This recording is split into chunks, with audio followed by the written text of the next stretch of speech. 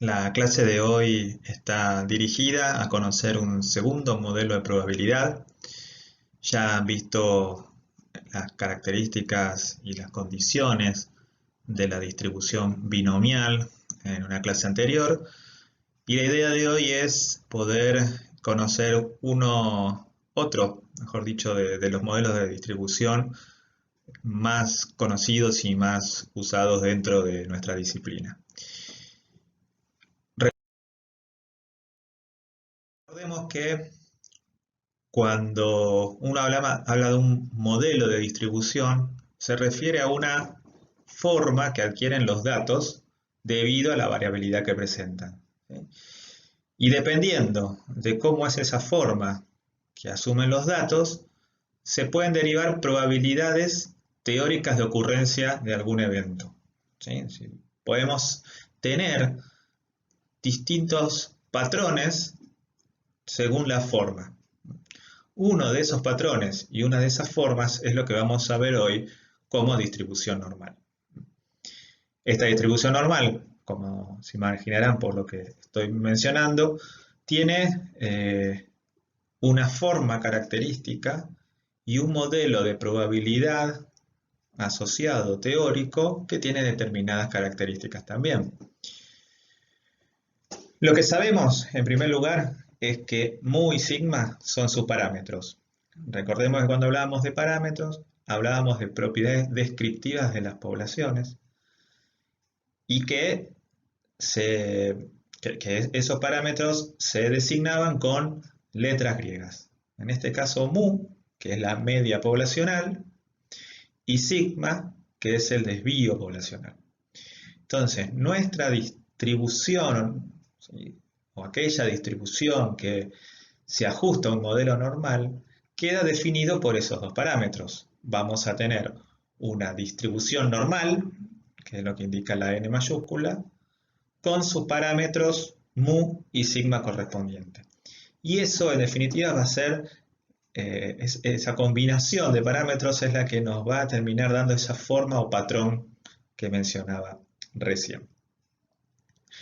Dentro de nuestra disciplina tenemos varias variables que se ajustan a este modelo, la más conocida y que van a encontrar en todos los libros de estadística en psicología es la inteligencia, o mejor dicho, el cociente intelectual, el tiempo de reacción, las medidas de aptitudes y el rendimiento académico son ejemplos muy clásicos de variables que se ajustan a este modelo. ¿Cuáles son las características en definitiva?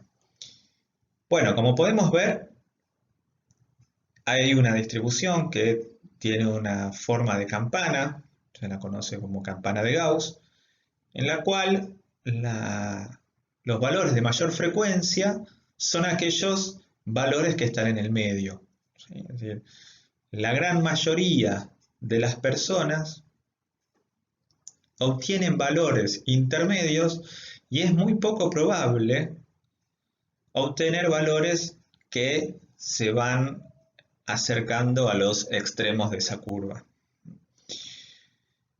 No nos tenemos que olvidar que el modelo de distribución normal es un modelo para variables cuantitativas continuas. Y en ese modelo de variables cuantitativas continuas nos encontramos con esta representación gráfica, que es la curva o campana de Gauss, que, como les decía recién, básicamente nos habla de que en la gran mayoría de las características que se ajustan a este modelo, la mayor cantidad de las personas obtenemos valores medios y muy pocos nos destacamos en algo y muy pocos tienen serias dificultades en alguna variable. A medida que nos alejamos del centro, la probabilidad asociada a observar ese valor va disminuyendo. Fíjense una cosa interesante en el gráfico. Entre un desvío por encima de la media y uno por debajo de la misma, se encuentran el 68% aprox de los valores de la distribución, de los valores de nuestra variable, ¿sí? Si redondeamos un poquitito, podemos decir que casi un 70% de los valores que vamos a observar en una variable que tiene distribución normal se encuentra en ese rango entre la media y un desvío por encima y por debajo. La gran mayoría va a estar ahí, ¿sí? Y de ahí que, en términos coloquiales, la pancita, ¿sí?, sea más marcada en los valores intermedios, porque cuanto más alta es la panza, significa que mayor frecuencia hay de ese valor.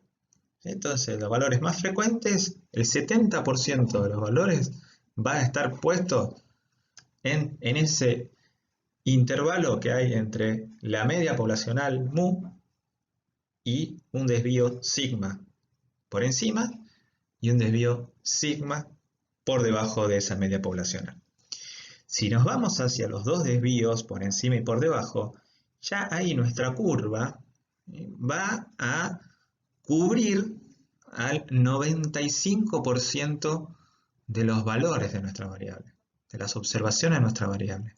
El 95% de las observaciones de nuestra variable van a estar entre menos 2 desvíos con respecto a la media y 2 desvíos por encima de la media. Y si nos vamos aún más lejos, ya acercándonos a los extremos, y vemos que incluimos, qué porcentaje de las observaciones incluimos entre 3 desvíos por debajo de la media y 3 desvíos por encima, ahí tenemos un 99,70 y pico de los datos de nuestra distribución. Claramente, esto nos permite saber en qué posición se encuentra una variable, ¿sí?, y qué área deja por debajo, qué probabilidad acumulada deja hacia abajo. Vamos a ver esto más claramente con esta pequeña enumeración. Vamos a hablar de propiedades de la distribución normal que tienen que ver con el gráfico o la representación gráfica que veíamos recientemente. En primer lugar, sabemos que es una distribución simétrica con respecto a un valor central, en este caso es mu, en donde coinciden las 3 medidas de tendencia central. Esto es algo que ya veíamos cuando hablábamos de asimetría, ¿sí?, de las medidas de asimetría. Y decíamos que una distribución era simétrica cuando, si la dividíamos en dos, nos quedaban 2 partes exactamente iguales. En el caso de la distribución normal, en nuestro medio, en nuestro valor central, vamos a tener ubicado a las 3 medidas de tendencia central: la media, la mediana y la moda. Por otro lado, decimos que es asintótica con respecto al eje de las abscisas. Esto quiere decir que la curva no toca el eje de las X, el eje horizontal, salvo en más menos infinito. Como hemos visto, la curva se va acercando hacia el eje de las X, pero se mantiene un poquito distanciado. Y recién va a ser igual a 0 eso cuando lleguemos a más menos infinito. Esa distancia es igual a 0 cuando lleguemos a más menos infinito. Sumado a eso, hay una familia de curvas normales, y la más importante es aquella con media 0 y desviación típica 1, que Shepard denominó distribución normal unitaria, o pueden encontrarla como distribución normal estándar. ¿Cuál es la diferencia con respecto a las otras? Al resto de los componentes de la familia de curvas normales, que acá conocemos de antemano su media y su desviación. La media es 0 y su desviación típica 1. Los puntos de inflexión se encuentran en los puntos correspondientes a la media más menos una desviación típica. Entonces, los puntos de inflexión en donde la curva cambia de cóncava a convexa y viceversa, van a estar dados en un desvío por encima y un desvío por debajo de la media poblacional. Y por último, como la quinta propiedad de la distribución normal, cualquier combinación lineal que hagamos a variables aleatorias que tengan distribución normal, también van a dar como resultado una variable que se ajuste al modelo de distribución normal. Vamos a repasar lo que veíamos recién en términos del gráfico. Imaginémonos, ¿sí? Tenemos la curva de Gauss, las tres medidas de tendencia central están en el medio, ¿sí? Es el valor que está justo en el medio, de ahí que es una distribución simétrica. Si nosotros cortáramos la curva en dos, nos van a quedar dos semicurvas iguales, ¿sí? El punto de inflexión van a ser esos puntos que nos delimitaban casi 70% de las observaciones, decíamos el 68 y algo, ¿sí? Eso es lo que es lo que vamos a llamar puntos de inflexión.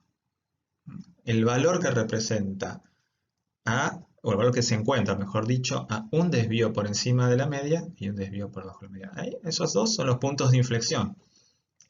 Decimos que es asintótica con respecto al eje de las abscisas. Como veíamos en la curva anteriormente, la curva va siendo así y queda así paralela al eje de las abscisas hasta, como decíamos, más o menos infinito.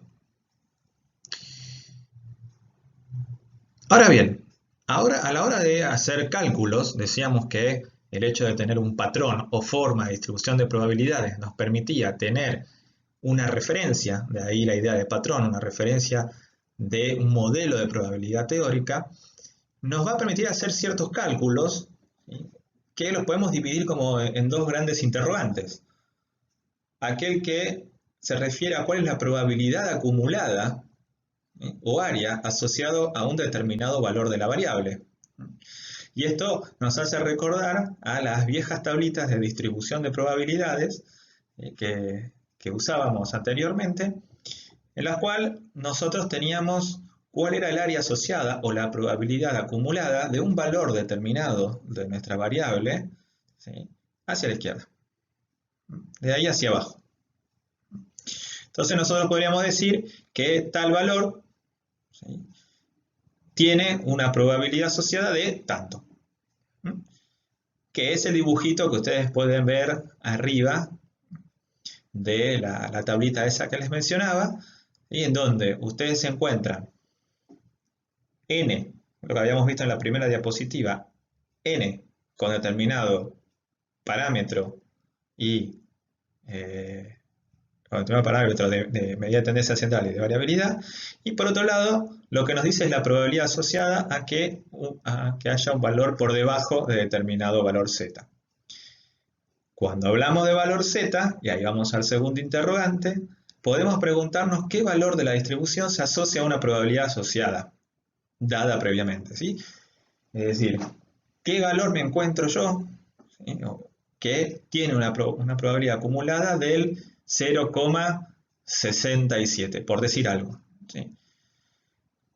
Cuando hablamos de valor y hablamos de distribución normal unitaria, nos estamos refiriendo ni más ni menos que a la distribución, a las puntuaciones típicas. Para que no tengamos que hacer un esfuerzo de la memoria exacerbado, ahí tienen la fórmula, ¿sí?, en la cual lo que hacemos es ver la distancia que hay entre un valor y mu, o sea, la media poblacional, dividido sigma, ¿sí?, la desviación típica poblacional. ¿Para qué? Para tener una distribución en términos de desviaciones estándares. Cuando hablamos de un desvío por debajo de la media, un desvío por encima de la media, 1,25 desvíos por encima de la media, 1,25 desvíos por debajo de la media, y así sucesivamente. Como es una distribución simétrica, sabemos que tenemos dos mitades iguales. Los valores que estén hacia abajo de la media poblacional van a ser negativos, y los que estén por encima van a ser positivos.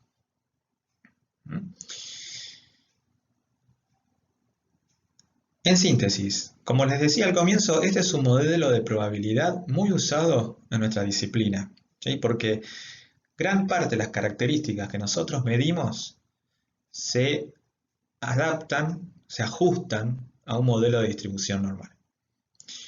¿Por qué va a ser importante esto? Porque a la hora de realizar otros cálculos más complejos, como van a ver más adelante, de contraste de hipótesis, muchos de esos contrastes van a requerir como supuesto inicial que la distribución sea normal.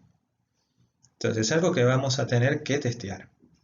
Y si esa distribución es normal, vamos a poder hacer determinadas operaciones, y si la distribución no es normal, no vamos a poder hacer ese tipo de operación. Entonces, es un tema central, no solo en términos de conocer la probabilidad asociada a determinado valor, ¿sí? O el valor, ¿sí?